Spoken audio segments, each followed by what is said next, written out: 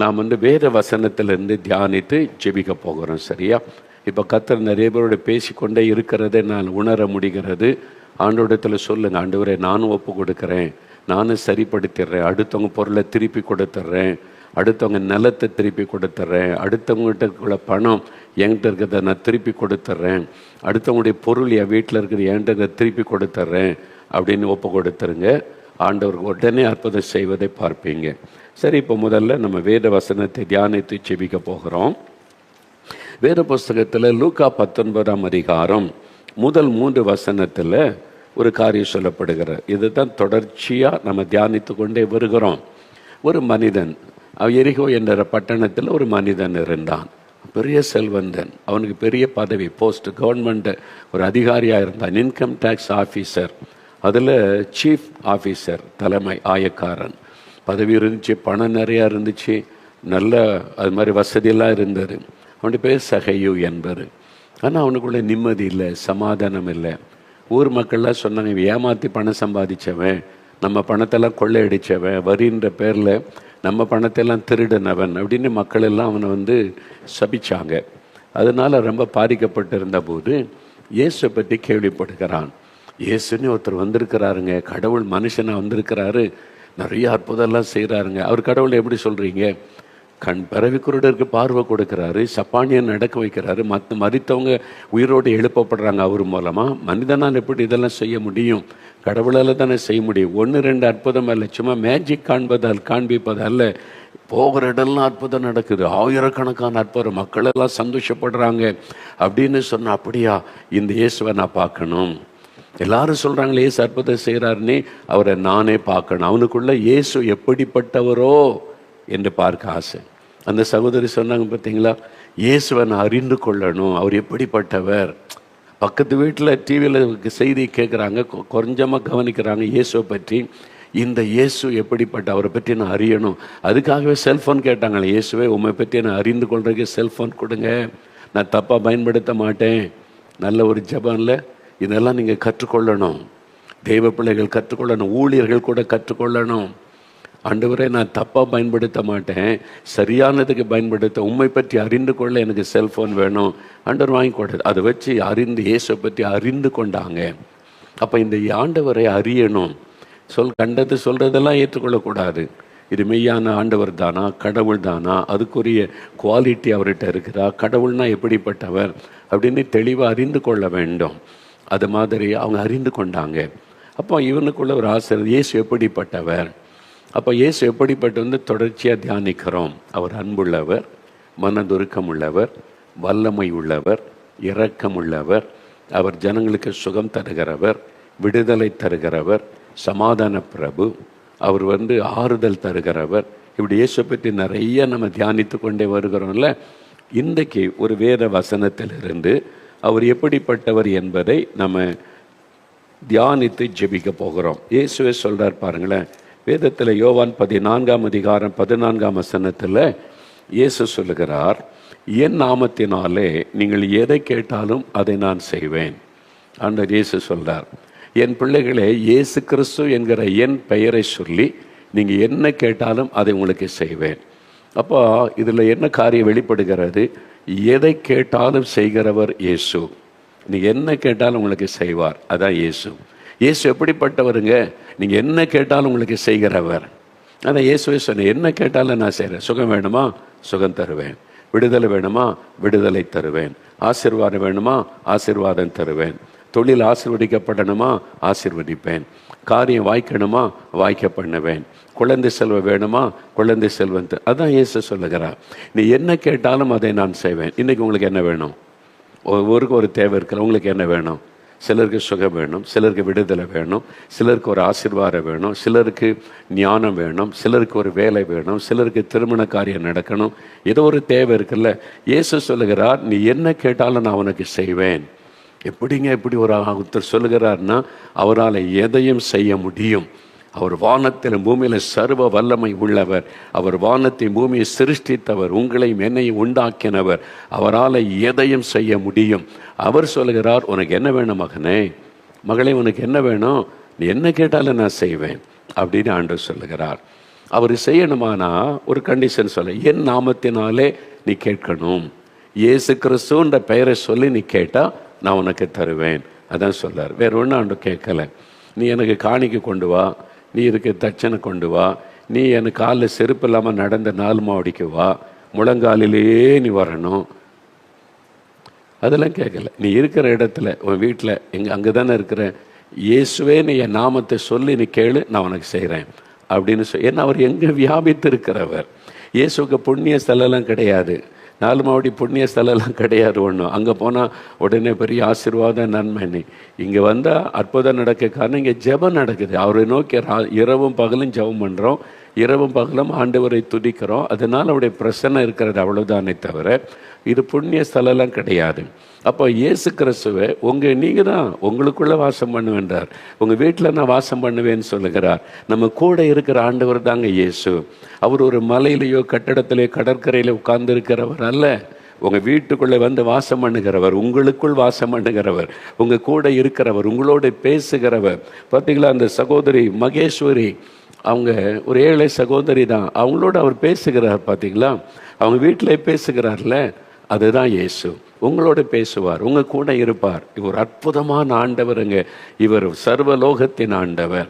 அவர் தான் சொல்லுகிறார், என் பெயரை சொல்லி நீ கேட்டா, இயேசுவே நீ கேட்டா உனக்கு நான் செய்வேன், இயேசு கிறிஸ்துவின் நாமத்தில் அப்படின்னு கேட்டா நான் உனக்கு செய்வேன் அப்படின்னு சொல்றார். அந்த பெயரை உச்சரித்து நீ கேட்டீங்கன்னா உங்களுக்கு அற்புதம் நடக்கும்.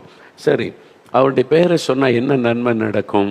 சில வசனத்திலிருந்து சில காரியத்தை சொல்ல பிறகு ஜெபிக்க போகிறோம். முதலாவது அப்போஸ்தலர் நடபடிகள் 4ஆம் அதிகாரம் 12ஆம் வசனத்தில் அந்த வசனம் ஒன்று சொல்லுகிறாரு, இயேசு கிறிஸ்துவினாலே அன்றி வேறு ஒருவராலும் ரட்சிப்பு இல்லை. நாம் ரட்சிக்கப்படும்படிக்கு வானத்தின் கீழங்கும் மனுஷர்களுக்குள்ளே இயேசு கிறிஸ்துவின் நாமமே அல்லாமல் வேறொரு நாமம் கட்டளையிடப்படவில்லை. இயேசு கிறிஸ்துவனுடைய நாமம், அந்த பெயரை சொன்னால் முதலாவது ரட்சிப்பு, பாவத்திலிருந்து சாபத்திலிருந்து ஒரு ரட்சிப்பு, மெய்யான சமாதானம், சந்தோஷம் உள்ளத்தில் கிடைக்கும். அதுக்கு இயேசு கிறிஸ்துவால தான் இதை உங்களுக்கு தர முடியும். அதனால தான் வேறு ஒருவரான ரட்சிப்பு இல்லை. ஏன் அப்படி சொல்கிறீங்கன்னு கேட்டால், நம்முடைய பாவ சாபத்திலிருந்து மனிதனை விடுதலையாக்கி அந்த ரட்சிப்பின் சந்தோஷத்தை கொடுக்க, பாவத்திலிருந்து விடுதலை கொடுத்து மெய்யான மகிழ்ச்சியை கொடுக்க இயேசு சிலுவையிலே மரிக்க தன்னை ஒப்பு கொடுத்தார். இப்போ நீங்கள் சொல்கிறீங்களே, இந்த இந்த மாதிரி தீமைங்க, நேரம் நல்லா இல்லை, காலம் நல்லா இல்லை, பிறந்த நேரம் சரியில்லை, இங்கே உங்களுக்கு இந்த மாதிரி கரக சரியில்லை அப்படின்னு கேட்டால் ஏதாவது பரிகாரம் இருக்குதா அப்படின்னு கேட்குறோம்ல. பரிகாரம், எல்லாத்துக்கும் ஒரு பரிகாரம். அதுக்கு மனுஷன் பணம் செலவு பண்ணுகிறான், நேரத்தை செலவு பண்ணுகிறான், நிறைய காரியத்தை செய்கிறாங்க. ஆனால் பரிகாரி அப்படின்னு இயேசு தன்னை சொல்ல, அவர் தான் பரிகாரி. மனிதனுடைய பாவம், சாபம், வியாதி, வேதனை, தோஷங்கள் நீங்குவதற்கு ஒரு பரிகாரி இயேசு கிறிஸ்து. அந்த பரிகாரத்தை செய்து முடிக்க கடவுள் மனிதனாக இயேசு என்ற பெயரில் வந்தார். என்னங்க பரிகாரம் அப்படின்னு கேட்டால், ரத்தம் சிந்துதல், பலி செலுத்துதல், அது மூலமாக தான் பரிகாரம் செய்யப்படுகிறது. பாவ நிவிருத்தி, சாப நிவிருத்தி, இந்த தோஷ நிவிருத்திக்கு ரத்தம் சிந்தப்படுகிறது. சிலர் மிருக ரத்தம், பறவை ரத்தம் எல்லாம் சிந்துவாங்க. ஆனால் மனிதனுடைய பாவம் மன்னிக்கப்பட்டு அந்த சாபங்கள் மாற மனுஷர் ரத்தம் சிந்தப்படணும். அது பரிசுத்தமுள்ள ரத்தமாக இருக்கணும். அதன் மூலமாக தான் பரிகாரம் செய்யப்பட முடியும். அதனால உலகத்தில் மனிதர்கள் எல்லாரும் பாவம் செய்து பாவ ரத்தம் தான் ஓடுது. அதனால கடவுள் மனிதனாய், பரிசுத்தமுள்ள ஒரு தேவன் பரிசுத்த மனிதனாய் சிலுவையிலே மரிக்க தன்னை ஒப்பு கொடுத்தார். ஆனால் தான் 1 பேதுரு 2:24 வசனம் சொல்லுகிறாரு, இயேசு கிறிஸ்து நம்முடைய பாவங்களை தன் மீது ஏற்றுக்கொண்டு சிலுவையிலே ரத்தம் சிந்தி மரித்தார் என்பதாக. ஆனால் தான் 1 யோவான் 1:7 வசனம் சொல்லுகிறது, இயேசு கிறிஸ்துவின் ரத்தம் சகல பாவங்களை நீக்க நம்மை சுத்திகரிக்கும். அப்போ நம்ம பாவத்தை விட்டு மனம் திரும்பி அந்த பாவ சாபத்திலிருந்து விடுதலை வேணும்னு கேட்கும் பொழுது கண்ணுக்கு தெரியாத ஒரு அற்புதம் நடக்கிறது. இயேசு கிறிஸ்துவின் இரத்தத்தின் வல்லமை நமக்குள் இறங்கி நம்முடைய இருதயத்தை சுத்திகரித்து நம்முடைய வாழ்க்கையை பரிசுத்தப்படுத்தும். அப்போ அந்த பாவத்தின் வல்லமிலிருந்து ஒரு விடுதலை உண்டாகி, அதனால தான் 40 வருஷம் குடிகாரனாக இருந்தேன், இயேசு விடுதலை கொடுத்துட்டாரு. 25 வருஷம் போதை பொருட்களை பயன்படுத்தினேன், ஒரே நாளில் இயேசு விடுதலை கொடுத்துட்டாரு. எத்தனை பேர் சாட்சி சொல்கிறத பார்த்துருக்குறீங்க. இதெல்லாம் எப்படி நடக்கிறது? இயேசு கிறிஸ்துவின் இரத்தத்தின் வல்லமை. அவருடைய வல்லமை மனிதனுக்குள்ளே வரும் பொழுது பாவத்திலிருந்து விடுதலை உண்டாகிறதை பார்க்க முடியும். கொலோசியர் 1:20 வேதம் வசனம் சொல்லுகிறாரு, இயேசு கிறிஸ்து சிலுவையில் சிந்தின இரத்தத்தினாலே சமாதானத்தை உண்டாக்கினார். நம்ம உள்ளத்தில் சமாதானம், தேவனுக்கு நமக்குள்ள ஒரு சமாதானம், ஒரு ஐக்கியத்தை அவருடைய இரத்தத்தின் மூலமாய் உண்டு பண்ணினார். அதனால தான் கலாத்தியர் 1:4 சொல்லப்படுகிறாரு, இந்த பிரபஞ்சம், இந்த பாவம், இந்த உலகத்தின் பாவத்திலிருந்து நம்மை விடுதலையாக்க இயேசு சிலுவையிலே மரிக்க தன்னை ஒப்பு கொடுத்தார் என்பதாக. எபேசியர் 5:2 வசனம் சொல்லுகிறாரு, இயேசு நமக்காக பலியானார். அவர் பலியானார். அவர் அதனால தான் உலகத்தின் பாவத்தை சுமந்து தீர்க்கிற தேவ ஆட்டுக்குட்டி என்று இயேசு கிறிஸ்துவை பற்றி சொல்லப்பட்டார். உலக மக்களுடைய பாவத்தை சுமந்து தீர்க்க பலியாக தன்னை ஒப்பு கொடுத்தவர் தான் இயேசு. அந்த பலி செலுத்தப்பட்டு அது உயிரோடு எழும்பணும், அப்போதான் அவர் கடவுள். அவர் மரித்து 3வது நாள் உயிரோடு கூட எழுந்தார். இன்றைக்கு இந்த அற்புதம்லாம் நடக்க காரணம் இயேசு உயிரோடு இருக்கிறதுனால தான். அப்போ அவர் நமக்காக மரித்து ரத்தம் சிந்து உயிர்த்தெழுந்தார். அந்த இயேசுவேன்னு அவர் சொல்லி கூப்பிடும்போது நம்முடைய வாழ்க்கையில் பாவத்திலிருந்து ஒரு விடுதலை, பாவ மன்னிப்பு, சந்தோஷ, சமாதானம் உண்டாகிறது. பாருங்கள், எங்கள் ஊர் பக்கம் திசைன் விளைன்னு ஒரு இடம் இருக்குது. அங்கே சிவகுமார்னு ஒரு ஐயா இருக்கிறாங்க. ரொம்ப பக்தி உள்ளவங்க, கிறிஸ்தவர் அல்லாதவங்க. ஆனால் ஒரு சமயத்தில் அவருடைய மகளுக்கு ஒரு கொடிய வியாதி, வயிற்று வலி, தாங்க முடியாத வயிற்று வலி, வாலிப மகளுக்கு. நிறைய ஆஸ்பத்திரி கூட்டிகிட்டு போனாங்க, நிறைய பணம் செலவு பண்ணாங்க, சுகமே ஆகலை. அப்போ பிள்ளை கஷ்டப்படுது, சுகமே ஆகலை. தெய்வத்தெல்லாம் தேடினாங்க, என்னென்னோ அது இந்த முறையெல்லாம் செஞ்சாங்க. பிள்ளையை கஷ்டப்படுத்திலாம் தெய்வ வணக்கம் செஞ்சு பார்த்தாங்க, சுகம் உண்டாகலை. யாரும் சொன்னாங்க இயேசு கிறிஸ்துகிட்ட போனால் சுகமாயிரும்னு சொல்லி திறப்பின் வாசல் ஜபம், நம்ம திறப்பின் வாசல் ஜபம் கடை சனிக்கிழமை நடக்கும்ல, அந்த ஜபத்துக்கு மகளை கூட்டிகிட்டு வந்திருக்கிறாங்க. முதல் முறை வந்திருக்கிறாங்க. அங்கே நடந்தது இயேசுடைய பிரசங்கத்தை, வார்த்தையை கேட்ட உடனே என் பாவத்தினால தான் என் பிள்ளை கஷ்டப்படுது, பாவ உணர்வு வந்தது. அப்போ முழங்கால் படிக்கிட்டு, இயேசுவே என் பாவத்தை மன்னிச்சு என் மகளை சுகமாக்குங்க, என் பாவத்தை மன்னிச்சு என் மகளுக்கு சுகம் கொடுன்னு கண்ணீர் விட்டு அழுதார். பாருங்க, எவ்வளோ கூட்டம், 40,000-50,000 பேர் இருக்கிறாங்க. அந்த கூட்டத்துக்குள்ள முழங்கால் போட்டு இயேசுவை பார்த்து என் பாவத்தை மன்னிச்சு என் மகளுக்கு சுகம் கொடுங்க, பாவத்தை விட்டு மனம் திரும்பி கண்ணீரோடு அழுத உடனே வேதம் சொல்லுகிறது, தன் பாவத்தை மறைக்கிறவன் வாழ்வடைய மாட்டான், அறிக்கை செய்து விட்டு விடுகிறவன் இரக்கம் வருவான். அதனால அவர் அறிக்கை செய்து விட்டு விட ஒப்பு கொடுத்த உடனே இயேசு அவருடைய பாவத்தை மன்னித்தார். மன்னிச்சுட்டான். எப்படி சொல்கிறீங்க? மகளுக்கு உடனே சுகம், அந்த மகளுக்கு உடனே இந்த வயிற்று வலி மறைந்த அற்புத சுகம். இன்றைக்கி அவர் சொல்கிறார், எவ்வளோ சந்தோஷமாக இருக்கிறேன், நிம்மதியாக இருக்கிறேன், மகிழ்ச்சியாக இருக்கிறேன். அதுதான் இயேசு கிறிஸ்து. இன்றைக்கி அந்த இயேசுடைய பாவத்தை மன்னிக்க ஆயத்தமாக இருக்கிறார். எந்த பாவத்தையும் அவரால் மன்னிக்க முடியும். எத்தனை வருட பாவத்தையும் அவரால் தான் மன்னிக்க முடியும். பாவத்தை மன்னிக்க அதிகாரம் பெற்ற ஒரே ஒருவர் இயேசு கிறிஸ்து தான். மன்னிக்கிறது மாத்திரமல்ல, பாவத்திலிருந்து விடுதலை தருவார். மதுபான பழக்கம், போதை வஸ்துகள், தவறான இச்சையான பழக்கங்கள் எல்லாத்தில் விடுதலை. இனி அதை குறித்த சிந்தையே இல்லாதபடி நம்முடைய வாழ்க்கையை மாற்றுவார். அப்போ உள்ளத்தில் மெய்யான சந்தோஷ, சமாதானம். அதுதான் இயேசு. அதற்கு தான் இயேசுவேன்னு நீங்கள் கூப்பிட்டா அந்த இயேசு கிறிஸ்து உங்களுடைய பாவத்திலிருந்து விடுதலை கொடுத்து மகிழ பண்ணுவதை நீங்கள் பார்க்க முடியும். அதைத்தான் அந்த சகோதரி மகேஸ்வரி செய்தாங்க. அந்த சகோதரி மகேஸ்வரி இயேசுவை அறிந்த உடனே இயேசுவை என் பாவத்தை மன்னித்து என்னை ரட்சிக்கணும், அந்த சந்தோஷத்தை பெற்றுக்கொண்டாங்க. ஆனால் ஆசீர்வாதம் தடைப்படுது. ரட்சிக்கப்பட்ட சந்தோஷம்லாம் வந்துட்டு, ஆனால் வீட்டுக்குள்ளே அந்த சரீரம் பாதிக்கப்பட்டிருக்கு, கை முடக்கப்பட்டிருக்கிறது, தவளைகளாக வருது, வெட்டுக்கிளிகளாக வருது, பூச்சிகளாக வருது. இது என்னது வீட்டுக்குள்ளே இப்படியெல்லாம் வருது? வாதை. அது சாபத்தினால் உண்டாகிற காரியம். சில வீட்டுக்குள்ளே பாருங்கள், சர்ப்பம் வந்துடும், பாம்புகள் வந்து கொண்டே இருக்கும். சொல்லுவாங்க பாம்பு வந்துடுது அப்படின்னு சொல்லி. சில இடத்துல தேளாக இருக்குன்னு சொல்லுவாங்க. இப்போவும் நடக்குது. இப்படி பாதிக்கப்பட்ட மக்களை நான் சந்தித்திருக்கிறேன், பார்த்துருக்கிறேன். இந்த நூற்றாண்டில் இதெல்லாம் நம்பக்கூடாதுன்னு நடக்குது இல்லை. பாதிக்கப்பட்ட மக்கள் வர்றாங்கல்ல, 1-2 அல்ல, எத்தனையோ பேர் வர்றாங்கல்ல. பிசாசனுடைய கிரியைகள், அந்த சாபத்தின் வழியாக சாத்தான் அந்த குடும்பத்தை தாக்கி கிரியைகளை நடப்பிக்க முடியும். அதனால தான் பாவ சாபத்திலிருந்து நம்ம விடுதலை பெற்றுக்கொள்ள வேண்டும். அது பணம்லாம் கொடுத்து சாபத்திலிருந்து விடுதலை பெற முடியாது. பாவத்தை விட்டு மனம் திரும்பி சரிப்படுத்த வேண்டியதை சரிப்படுத்தணும். அடுத்தவங்க பொருளை கையில் வச்சுக்கிட்டு பெரும் நல்ல பக்தியாக சாமி கும்பிட்டா ஆசீர்வாதம் வரும்னு நினைக்கிறீங்களா? நீங்கள் திருடி வச்சிருக்கிற, ஏமாற்றி வச்சிருக்கிற, அடுத்தவங்களுடைய பொருளை நீ ஏமாற்றி வஞ்சித்து வச்சிருக்கிற, எப்படி ஆசீர்வாதம் வரும்னு நினைக்கிறீங்க? இயேசு கிறிஸ்துகிட்ட வந்து இதெல்லாம் நடக்காது. முதல்ல சரிப்படுத்து, பாவத்தை விட்ட மனம் திரும்பு, முதல்ல இதெல்லாம் சரிப்படுத்து. அதுக்கப்புறம் தான் இயேசு அற்புதம் செய்கிறார். சிலருக்கு அற்புதம் செய்த பிறகு வான் பண்ணுவார், இனி பாவம் செய்யாத, நான் உன்னை சுகமாக்கிட்டேன், அப்படி ஆண்டவர் செய்வார். இதுதான் இயேசு கிறிஸ்து. அவர் தான் உண்மையான ஆண்டவர், நம்மை சரியான பாதையிலே நடத்துகிறவர். அதனால பாருங்க, அவனுடைய சாபத்தை மாற்றினார்ல, இயேசுவின் நாமத்தை கூப்பிட்ட உடனே பாவத்திலிருந்து விடுதலை, சாபத்திலிருந்து விடுதலை. அதுக்கு தான் இயேசு சிலுவையில் ரத்தம் சிந்தினார். அதனால இயேசு கிறிஸ்துவின் மூலமாய் உங்களுக்கு பாவம் மன்னிப்பும், பாவத்திலிருந்து விடுதலை உண்டாகும், மெய்யான சமாதானம். நீங்கள் சந்தோஷமாக சொல்லுவீங்க, என் உள்ளத்தில் இருக்கிறாருங்க, எனக்கு பாவத்தெல்லாம் மன்னிச்சிட்டாருங்க, எவ்வளோ சந்தோஷங்க. பாருங்க, சொல்ல ராத்திரி 12 மணிலேருந்து 3 மணி வரைக்கும் ஜெபிக்கிறாங்க. இதை கற்பனை பண்ணி பாருங்கள். 12 மணிலேருந்து 3 மணி வரைக்கும் முழங்காலே நின்று ஜெபிக்கணும், எப்படிங்க முடியும்? நீங்கள் யோசித்து பாருங்கள். 3 மணி நேரம் யாருக்கு ஜெபிப்பாங்க? உங்களுக்காக, இந்த நிகழ்ச்சியை பார்க்குறவங்களுக்காக, இந்தியாவுக்காக, தேசத்துக்காக, தேசத்தின் நன்மைக்காக, எல்லாரும் ரட்சிக்கப்பட மணிக்கணக்காக ஜெபிக்கிறாங்கல்ல. அப்போ இதெல்லாம் இயேசு கிறிஸ்து செய்கிற அற்புதம். இயேசுவின் நாமந்தான் இந்த காரியத்தை செய்ய முடியும். நீங்கள் இயேசுவின் பெயரை சொல்லி கூப்பிடுங்க. இன்றைக்கு உங்களுடைய பாவத்தில் இந்த விடுதலை, எதை விட முடியாதுன்னு நினைக்கிறீங்களோ அதில் இயேசு விடுதலை தருவார்.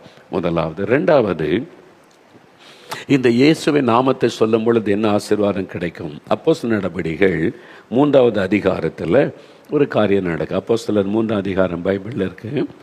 பேதுரு, யோவான் என்ற 2 இயேசுடைய சீஷர்கள் தேவாலயத்துக்கு போகிறாங்க.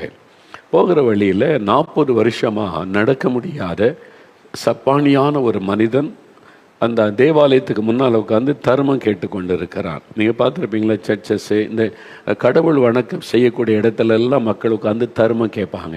ஏன்னா பக்தி உள்ளவங்க தான் தர்மம் போடுவாங்கன்னு சொல்லி அந்த மாதிரி ஏழைகள் உட்கார்ந்துருப்பாங்க. இந்த மனுஷனால் 40 வருஷம் நடக்க முடியாது. தாயின் கர்ப்பத்தில் இருந்து பிறக்கும் போதே ஊனமுள்ளவனாய் பிறந்து விட்டான், பாதிக்கப்பட்டு விட்டான், மாற்றுத்திறனாளி. அதனால் நடக்க முடியாதா? சில நண்பர்களை அவனை தூக்கி கொண்டு வந்து அந்த ஆலயத்தை முன்னால் வச்சுருவாங்க. காலையிலேருந்து சாயங்காலம் வரைக்கும் தர்மம் கேட்பான். சாயங்காலத்தில் அவனை கொண்டு போயிடுவாங்க. அவனால் நடக்க முடியாது. இதான் அவனுடைய வாழ்க்கை. 40 வருஷம். இப்போ 40 வயசு ஆகிவிட்டது. அப்போ இயேசுடைய சீஷர்கள் வர்றாங்களா, அவன்கிட்ட கை நீட்டுறான். பேதுரு யோவான்கிட்ட பார்த்து, ஐயா கொஞ்சம் தர்மம் போடுங்க ஐயான்னு சொல்லி பேதுரு பார்க்குறார். இப்போ பேதுருக்குள்ளே இயேசு இருக்கிறார். இயேசு உயிர்த்தெழுந்து பல்லவத்தை போயிட்டாரு.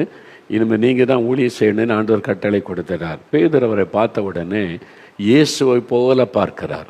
இயேசுவை போல மனதுருக்கம். இயேசு பரவி சப்பானியை கண்டு மனதுருகி குணமாக்கினதெல்லாம் வேதத்தில் இருக்குல்ல.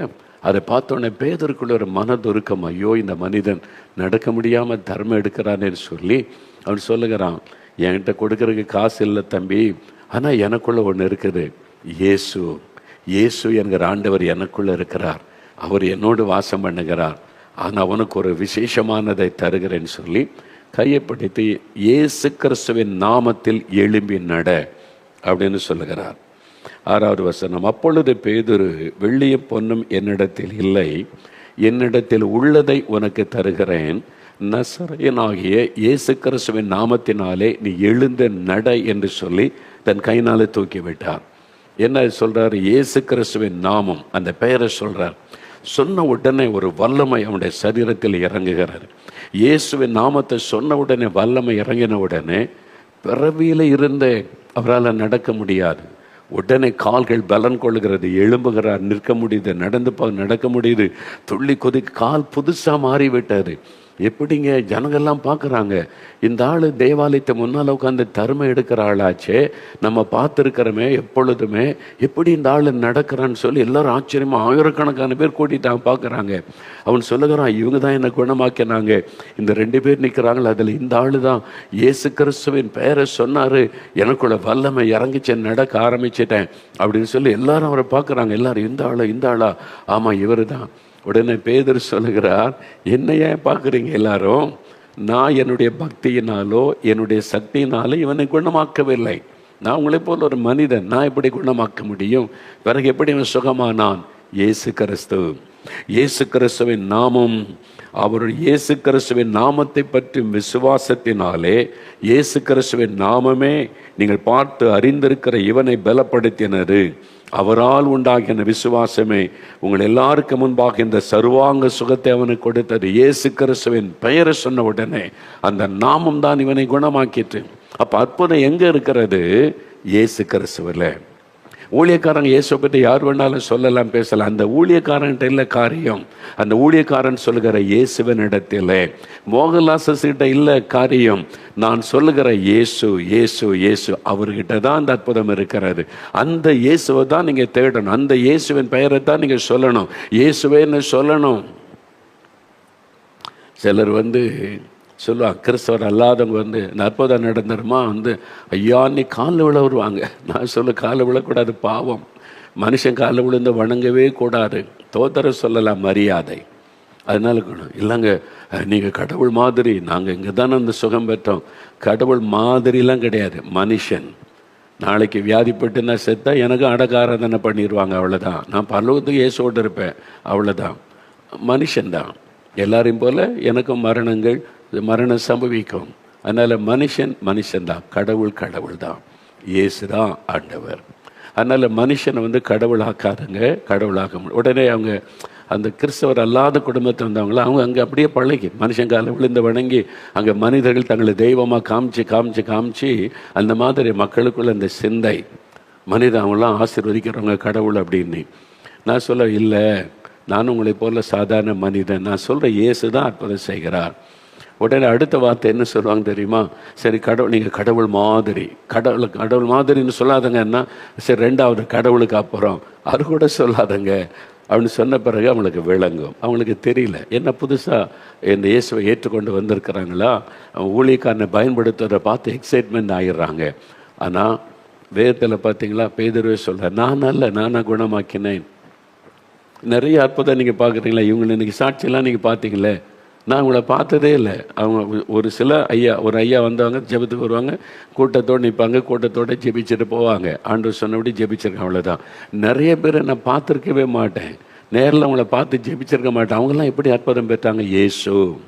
இயேசு கிறிஸ்து, அவர் தான் அற்புதம் செய்கிறார். அவர் மேலே தான் விசுவாசம் வைக்கணும்.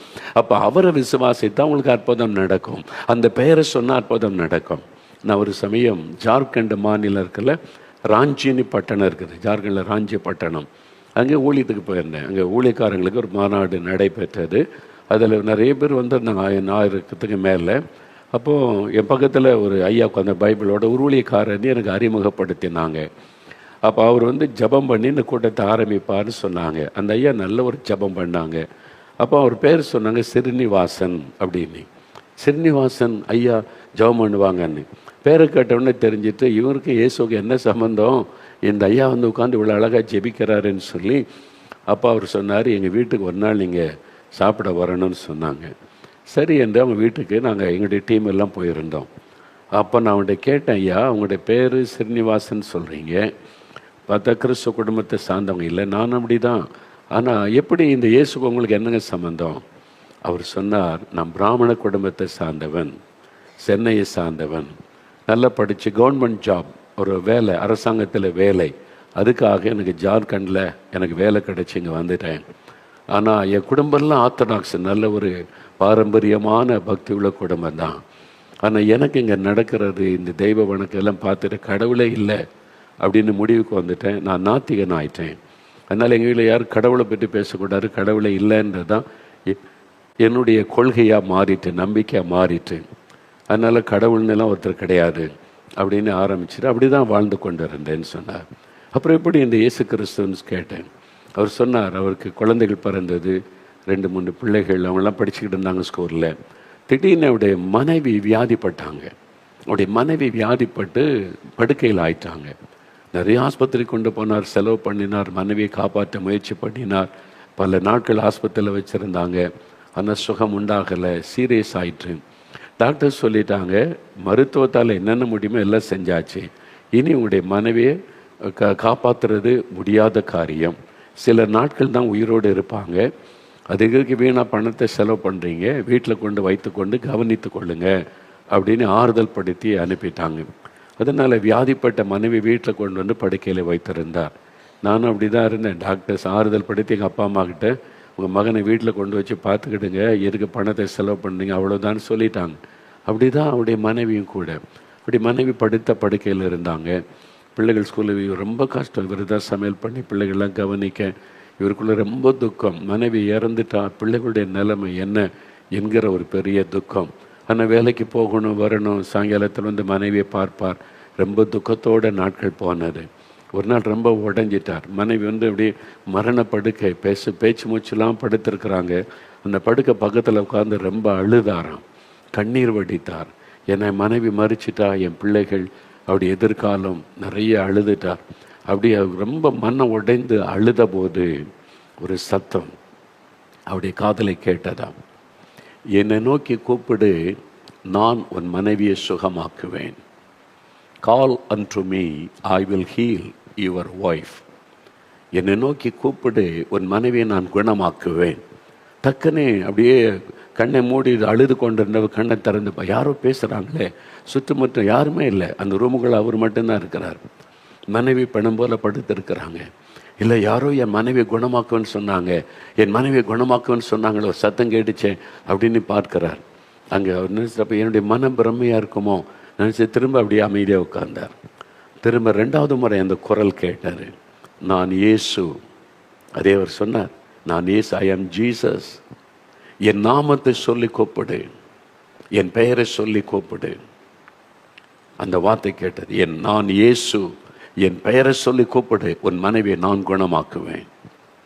உடனே அவருக்குள்ள யாரோ பேசுகிறார், இயேசுன்ற ஒருத்தர் பேசுகிறார். அவ்வளோதான். இயேசுன்னா கிறிஸ்தவ கடவுள் அவருக்கு தெரியும்.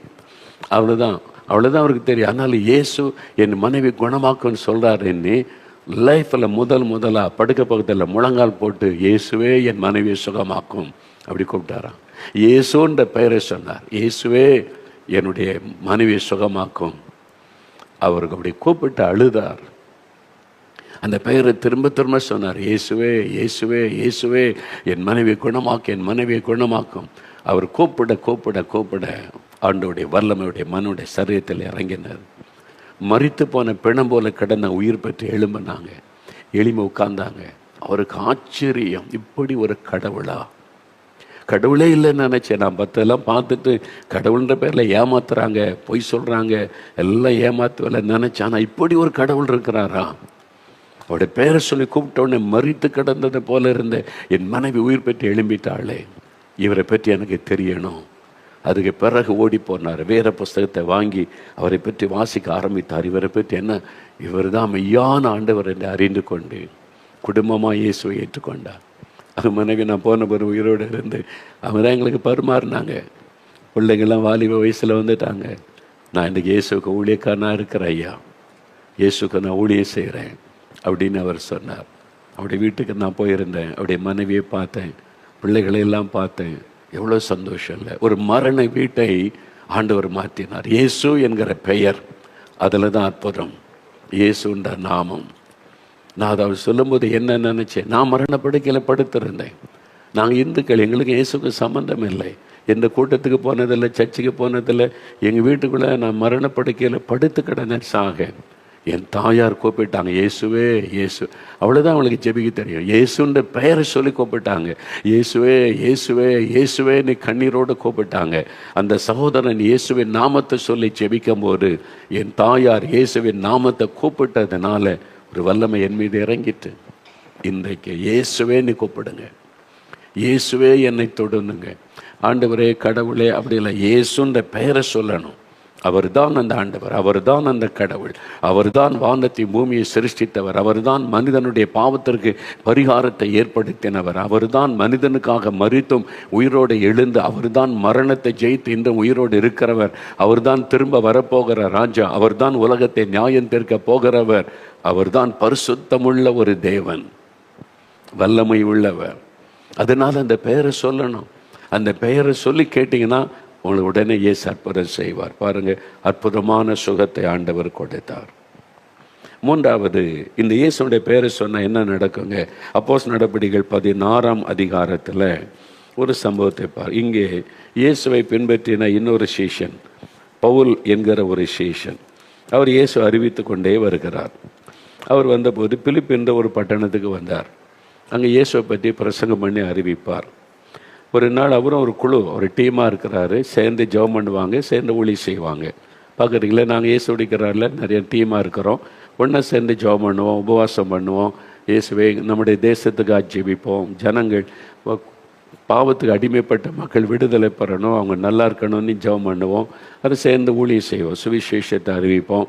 அது சிலருக்கு பிடிக்காது. மதம் மாற்றுற பொய்யான செய்தி. நாங்கள் யாரையும் மதத்தை பற்றி பேசுவதும் இல்லை.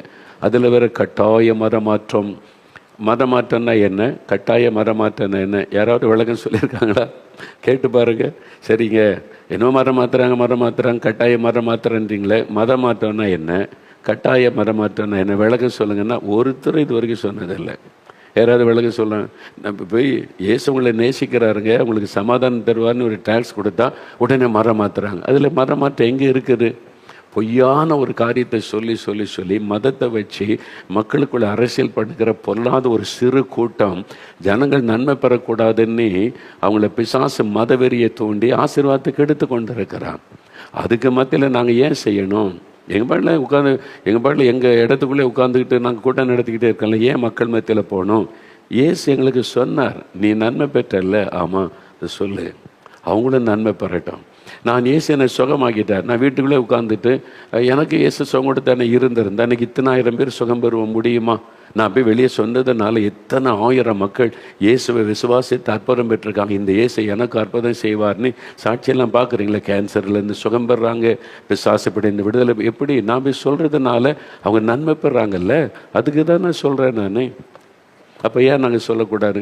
லஞ்சம் வாங்குகிற ஏமாத்துகிற அரசியல்வாதி பற்றி நீ தெருவாக பேசுகிற, ஏமாத்துகிற ஊரை கொள்ளடிக்கிறவங்களை பற்றி நான் உண்மையாக ஜனங்களுக்கு நன்மை செய்கிற ஆண்டவரை பற்றி ஏன் சொல்லக்கூடாது?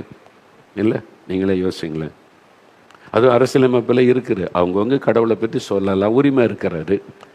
ஆனால் அதுக்கு விரோதமாக வழக்கு போடுறான், அதுக்கு ஒரு போலீஸ் அதிகாரி வர்றாரு, நீங்கள் மரம் மாற்றுறீங்க, கடவுள் சொல்ல எங்கே மரம் மாற்றணும், யாரை மரம் மாற்றணும்? அப்படி செய்கிறது இல்லை. பொய்யானதை சொல்லி மக்களுக்கு வரக்கூடிய நன்மையை தடுக்கிறதுக்கே ஒரு கூட்டம் இருக்கிறாங்க. அது மாதிரி அப்போ இங்கே பவுலுங்கிற மனிதர் போனால் அந்த ஊரில் சிலருக்கு பிடிக்கலை. ஏன்னு சொன்னால் பவுல் மூலமாக நிறைய பேர் சுகம் பெறாங்க, விடுதலை பெறாங்களா. இங்கே ஒரு கூட்டம் என்ன பண்ணுறாங்க, பிசாசு பிடித்த ஒரு பெண், குறி சொல்லுகிற ஒரு பெண், அவளை வச்சு பிஸ்னஸ் பண்ணாங்க. அப்போஸ்தலர் நடபடிகள் 16 பைபிளில் இருக்குது. என்னங்க இப்போ நம்ம ஊரில் நடக்கிறதெல்லாம் சொல்கிறீங்கன்னா அந்த காலத்தில் அதான் நடந்திருக்கு, பைபிளில் இருக்குது. அதுதானே நாங்கள் பிரசங்கம் பண்ண கோபம் வருது சிலருக்கு. பாருங்கள், அவங்க வச்சு குறி சொல்லுகிற ஒரு பெண், அவள் குறி ஒரு ஆவி வரும், குறி சொல்லுவாள். அப்போ அதை வச்சு காசு, மக்கள்கிட்ட காசு பிரிக்கிறது, பிழைப்பு நடத்துறது, கடவுள் பேரை சொல்லி பிழைப்பை நடத்து. அது கடவுளுங்க குறி சொல்லுகிற ஆவின்னே இருக்குது. அது ஆங்கிலத்தில் மூல பாஷையில் போய்த்தா ஸ்பிரிட் ஆஃப் பைத்தான் அப்படின்னு இருக்கு, ஒரு சர்ப்பத்தின் ஆவி, பாம்பின் ஆவி அவளுக்குள்ளே வரும். அது போய் அப்படியே குறி சொல்லும். பிசாசுக்கு நம்ம வாழ்க்கையில் நடந்தது தெரியும், நல்லா புரிந்து கொள்ளுங்க. கரெக்டாக தானே சொல்கிறாங்க. உங்கள் வீட்டில் 4 பேர், 2 பொம்பளை பிள்ளைங்க, 2 பையங்க, உங்கள் வீட்டில் இதெல்லாம் நடந்துச்சான்னு கரெக்டாக சொல்கிறாங்களேன்னா பிசாசுக்கு எல்லாமே தெரியும். சாத்தானை எங்கே அவன் வியாபித்திருக்கிறான், ஒரு வாழ்க்கையில் நடக்கிற எல்லாத்தையும் கடவுள் எப்படி எல்லாத்தையும் பார்க்குறாரோ அவன் எல்லாத்தையும் பார்த்து கொண்டே இருக்கிறான். அதனால் அவனால் சொல்ல முடியும். பிசாசு தானே, வரப்போகிறத சொல்ல முடியாது, எதிர்காலத்தில் சொல்ல முடியாது. அதனால தான் 1 சொல்ல மாட்டான், 2 10 சொல்லுவான். அதில் 2 நிறைவேறிட்டாலே அன்றைக்கே சொன்னாங்க, 10 சொன்னாங்களே 10 நடந்துச்சா அப்படின்னு யோசிக்க மாட்டாங்க. இதெல்லாம் பிசாசுடைய தந்திரங்கள், குறி சொல்லுகிற ஆவி. அது கடவுள் குறி சொல்ல மாட்டார். நல்ல பக்தி உள்ள இந்துக்களை கேட்டு பாருங்கள், அவங்கள என்ன குறி சொல்கிறாங்க, அது பிசாசுங்கம்பாங்க. அவங்க அதை நம்ப மாட்டாங்க. பக்தி உள்ள இந்துக்களே தெய்வத்தை நல்லா தேடுறவங்க பரவாயில்ல போய் கேளுங்க, இந்த குறி சொல்கிறத நம்பவே மாட்டாங்க. அது பிசாசு குறி சொல்கிறாவி, கடவுள் அப்படிலாம் பேச மாட்டாரும்பாங்க. அதான் உண்மை. அப்போது இங்கே குறி சொல்லுகிற ஆவி, அந்த ஆவி இவங்கள பார்த்த உடனே இவங்க உன்னதமான தேவனுடைய ஊழியக்காரர், ரட்சிப்பின் செய்தி அறிவிக்க கரெக்டாக சொல்லுது பாருங்க. இவங்க தேவனுடைய ஊழியக்காரங்க, ரட்சிப்பின் செய்தி அறிவிக்கணும் கரெக்டாக சொல்லுது. ஆனால் பவுலுக்கு அதுபடி நீ என்னை பற்றி சாட்சி கொடுக்கறாரு, எங்களை பற்றி சாட்சி சொல்ல கர்த்தர் இருக்கார், நீ பிசாசை ஏமாத்துற, இந்த மக்களை வஞ்சிக்கிற, பொய் சொல்லி குறி சொல்கிற ஆவி நீ. உடனே என்ன சொல்கிறார் பாருங்க, இப்படியே அநேக இந்த மனுஷர் உன்னதமான தேவனுடைய ஊழியக்காரர், ரட்சிப்பின் வழியை நமக்கு அறிவிக்கிறவள் என்று அது சத்தமிட்டு அந்த பெண் பிள்ளை சொன்னார். அந்த ஆவி, குறி சொல்கிற ஆவி. இப்படி அநேக நாள் செய்து கொண்டு வந்தாள் அந்த குறி சொல்கிற ஆவி உள்ள பெண். அப்பொழுது பவுல் சினம் கொண்டு திரும்பி பார்த்து, நீ இவளை விட்டு புறப்படும்படி இயேசு கிறிஸ்துவின் நாமத்தினாலே உனக்கு கட்டளை இடுகிறேன் என்று அந்த ஆவியுடனே சொன்னான். அந்நேரமே அது புறப்பட்டு போயிற்று. பார்த்தீங்களா, இயேசு கிறிஸ்துவின் நாமத்தினாலே இவளை விட்டு புறப்பட்டு போ அப்படின்னு அந்த பிசாசை கடிந்து கொண்ட உடனே போயிட்டு. அவ்வளோதான். இயேசுவின் பெயரை சொன்ன பிசாசு ஓடிட்டு அந்த ஆவி போயிட்டா. வருஷ கணக்காக இவளை வச்சு பிஸ்னஸ் பண்ணவங்க இருக்கார்ல, அந்த பேரில் இவளை வச்சு பணம் அவனுங்களுக்கு கோவம் வந்துட்டு பிழைப்பு போச்சே, இந்த ஆவி போயிட்டு இல்லை, இனி இவளை வச்சு எப்படி பணம் சம்பாதிக்கிறது. உடனே இவங்க மரம் மாத்துறாங்க, நீ பொய்யான குற்றச்சாட்டை சொல்லி பவுலையும் சேர்ந்தவங்களையும் அடித்து ஜெயிலில் கொண்டு போட்டாங்க. அதான் வசனத்தில். அதான் இன்றைக்கி நடக்குது. புரியுது அவங்களுக்கு? இன்றைக்கி அதான் நடக்குது. அன்னைக்கு அவங்க ஜனங்க அவங்க விடுதலை பெற்றுட்டாங்க. அந்த பெண்ணுக்கு விடுதலை. இந்த குறி சொல்கிற ஆவியில் மக்களை ஏமாற்ற முடியாது. இதை வச்சு பிழைப்பை நடத்துகிறான். அந்த மதத்தை வச்சு, இந்த குறி சொல்கிற ஆவியை வச்சு பிழைப்பை மக்களுக்கு நன்மையெல்லாம் செய்வதில்லை, ஏமாற்றி பிழைப்பை நடத்துகிறவங்க. அந்த ஆவி போன உடனே, பிழைப்பு பாதிக்கப்பட்ட உடனே இவங்க போய் உடனே அவங்கள பிடிச்சி இவங்க மதம் மாற்றுறாங்க, புதிய கடவுளை எதை சொல்கிறாங்க, இவங்களை ஏமாத்துறாங்கன்னு சொல்லி பொய்யான குற்றச்சாட்டை சொல்லி வழக்கு போட்டு அவங்கள அடித்து கொண்டு போய் ஜெயிலில் போட்டாங்க. அதுதான் இதில் எழுதியிருக்கு. அதுதான் இன்றைக்கும் நடக்குது. அதனால தான் நாங்கள் அடி வாங்கினாலும் திட்டு வாங்கினாலும் ஏசினாலும் திரும்ப திரும்ப சொல்ல காரணம், பரவாயில்ல, எவ்வளோ மக்கள் விடுதலை பெறாங்களே. பார்த்தீங்களா எவ்வளோ மக்கள். அந்த மகள்லாம் பாருங்கள், எத்தனை மக்கள் பிசாசுப்படியில் 40 வருஷம் விடுதலை பெறாங்கல்ல, கேன்சர்லேருந்து சுகம். அதான் எங்களுக்கு சந்தோஷம். யார் திட்டினாலும் ஏசுனாலும் இந்த மக்கள் இந்த ஐயா நான் ஏசு சுகமாக்கிட்டாரு, விடுதலை கொடுத்துட்டான்னு சொல்கிறாங்க. அவங்களுக்காக எத்தனை நிந்தைகள் அடிகள் வாங்கி கொண்டாலும் நாங்கள் ஆயத்தமாக இருக்கிறோம். அதனால தான் நாங்கள் தொடர்ந்து அதை செய்வதற்கு காரணம். இதுதான் காரியம். சரி, இதெல்லாம் பைபிளில் சொல்லப்பட்டு தான் இப்போமா நடக்கிறாரு. அப்போ இயேசுவின் பேரை சொன்னால் பிசாசு ஓடிடும். இயேசுவின் பேரை சொன்னால் பிசாசு நடுங்கும். இயேசுடைய பெயருக்கு தான் நடுங்கும். அப்போ இயேசுவின் நாமத்தினாலே பிசாசை துரத்துவீர்கள் அப்படின்னு சொல்லியிருக்குது வேத புஸ்தகத்தில். மார்க் 16:17 இயேசு சொல்கிறார், என் நாமத்தினாலே பிசாசை துரத்துவீங்க. பயத்தின் ஆவி இருக்குதா, தற்கொலை ஆவி இருக்குதா, உங்களை துன்பப்படுத்துதா, இயேசுவின் நாமத்தை சொல்லுங்க. இயேசுவின் நாமத்தில், இயேசுவின் நாமத்தில் என்னை விட்டு போ, இயேசுவின் நாமத்தில் என் வீட்டை விட்டு போ, இயேசுவின் நாமத்தில் என்னை டிஸ்டர்ப் பண்ணாத, இயேசுவின் நாமத்தில் பயமே என்னை விட்டு விலகி போ, இயேசுவின் நாமத்தில் என்னை விட்டு அப்படின்னு சொல்லி பாருங்களேன். பயம் போயிடும், விடுதலை அந்த ஆவி போயிடும். இயேசுவின் பேரை சொல்லி தான் ஓடிடும். இயேசு உங்களுடைய உள்ளத்தில் வந்துட்டால பிசாசு நடுங்கிறோம். அவ்வளவுதான். அப்போ இயேசுடைய பெயரில் தான் இவ்வளோ ஆசீர்வாதமும் அடங்கியிருக்கு. அதான் சொல்லுங்க, என் பெயரை சொல்லுங்கள், நீங்கள் என்ன கேட்டாலும் உங்களுக்கு செய்வேன்னு இயேசு சொல்லுகிறார்.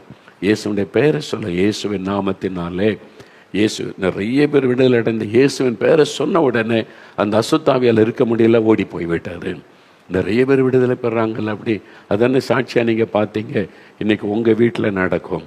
இயேசுவேன்னு சொல்லுங்கள், உங்கள் வீட்டில் இருக்கிற ஆவியெல்லாம் ஓடி போயிடும்.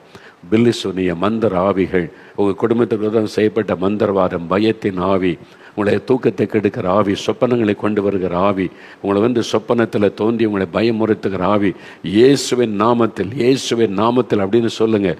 இயேசுவின் நாமத்தில் துரத்துகிறேன்னு சொல்லுங்கள். பாருங்கள், ஒரு ஐயாக்குள்ள கேன்சர். அப்போ ஜெபிக்கும் போது ஆவியானவர் நான் இல்லை. அப்போ அந்த ஆவி, நான் பரிசுத்த ஆவியில் நிரம்பி மக்களுக்காக ஜெபிக்கிறோம். அந்த நேரம் அந்த வல்லமை வெளிப்படும். அதனால தான் நான் சொல்கிறது, யாராவது பார்க்க வந்தால் ஜெபத்துக்கு வாங்க, ஜெப நேரத்துக்கு வாங்கன்னு சொல்ல காரணம். ரோட்லேயும் அங்கே இங்கே ஐயா ஜெபம் பண்ணுங்கம்பாங்க. நான் அவங்களே போல் சாதாரண மனிதன், அவங்கள ஆறுதல் படுத்த, அவங்கள திருப்திப்படுத்த ஜெபம் பண்ணுவோம். ஆனால் உண்மை என்னன்னா, இந்த கூட்டம் நடக்கும்போது, இந்த மாதிரி ஜெபத்தில் மக்கள் வரும்போது பரிசுத்த ஆவியானவர் எங்கள் மேலே இறங்குவார். அப்போ இயேசு கிறிஸ்து மக்கள் மேலே பரிதாபம் கொண்டு அற்புதம் செய்கிற மாதிரி அவருடைய மனதுருக்கம் எங்களுக்குள்ளே வரும், அவருடைய வல்லமை எங்களுக்குள்ளே வரும். அந்த நேரம் நாங்கள் ஜெபிக்கும் போது தான் அற்புதம் நடக்கும். புரியுதா உங்களுக்கு? அதனால தான் கூட்டத்துக்கு வாங்க, பிரசங்க கேளுங்க, அங்கே ஜெபம் பண்ணுங்கன்னு சொல்றது காரணம். நீங்கள் வழியில் பார்த்து ஜெபிக்க சொன்னால் இயேசு எங்களோடு இருக்கிறார், நாங்கள் கை வைத்து ஜெபிப்போம். சில சமயம் அவருடைய விசுவாசத்தை பார்த்து ஆண்டவர் அற்புதம் செய்வார். அதை பார்த்துருக்குறேன். அவங்க விசுவாசம் அதை கனப்படுத்த மட்டும் அற்புதம் செய்யும். ஆனால் இந்த கூட்டத்தில் ஜபிக்கிற நேரத்துலேருந்து அபிஷேகம் இறங்கும். அந்த ஐயாவுக்கு ஜபிக்கும் போது அந்த கேன்சர் வியாதி கொண்டு ஒரு ஆவியை கடிந்து கொண்டு ஜபித்த உடனே அந்த வியாதி போய்விட்டு, அந்த ஆவி போன உடனே அந்த வியாதியும் போய்விட்டது. அப்போ இயேசுடைய பெயரை சொல்லுங்கள், கடைசியாக பாருங்க, யோவான் 14:14 ஆரம்பத்தில் வாசித்தல இயேசு சொன்னார், என் நாமத்தினாலே நீங்கள் எதை கேட்டாலும் செய்வேன். அப்போ உங்களுக்கு என்ன வேணும்? இயேசுவே என் பிள்ளைக்கு திருமண காரியம் வாய்க்கணும், இயேசுவின் பெயரை சொல்லுங்க. இயேசுவே எங்களுக்கு வியாபாரம் வாய்க்கணும், இயேசுவே கடன் பிரச்சனை மாறணும், இயேசுவே என் பிள்ளைக்கு நல்ல சுகம் உண்டாகணும், இயேசுவே என் பிள்ளைக்கு நல்ல ஞானம் வேணும், இயேசுவே எங்களுக்கு சொந்த வீடு வேணும், இயேசுவே இந்த கடன் பிரச்சனை வறுமை நீங்கணும். இயேசுவின் பெயரை சொல்லி என்ன கேட்டாலும் ஆண்டவர் அதை உங்களுக்கு வாய்க்க பண்ணுவார். என்ன உங்களுக்காகத்தான் சிலுவையிலே மரித்தார். அவர்தான் சிலுவையிலே மரித்து மரணத்தை ஜெயித்த உயிரோடு எழுந்தார். அந்த இயேசு உங்களை நேசிக்கிறார். மகளே, மகனே, உனக்கு என்ன வேணும்? சுகம் வேணுமா? விடுதலை வேணுமா? ஆசீர்வாதம் வேணுமா? நன்மை நடக்கணுமா? தடைகள் நீங்கணுமா? உனக்கு ஒரு வேலை வேணுமா? உனக்கு வருமானத்துக்கு வழி உண்டாகணும்? உனக்கு என்ன வேணும்? கற்பத்தின் ஆசீர்வாதம் வேணுமா? என் பேரை சொல்லி நீ கூப்பிட்டா நான் உனக்கு செய்வேன். இயேசு சொல்லுகிறார். ஏன்னா அவர் உங்களை நேசிக்கிறார், உங்கள் மேலே அன்பு வைத்திருக்கிறார். இயேசு மதங்களுக்கெல்லாம் அப்பாற்பட்டவர். அவரை நோக்கி கூப்பிட்றவங்க என்ன மதம்லாம் அவர் பார்க்க மாட்டார், இருதயத்தை பார்ப்பார். என்ன இருதயத்தோடு கூப்பிட்றாங்க, முழு விசுவாசத்தோடு, முழு இயேசுவை விசுவாசித்து நம்பி முழு இருதயத்தோடு கூப்பிட்டா உடனே இயேசு அற்புதம் செய்வார். அவர் வேறு ஒன்றும் பார்க்க மாட்டார்.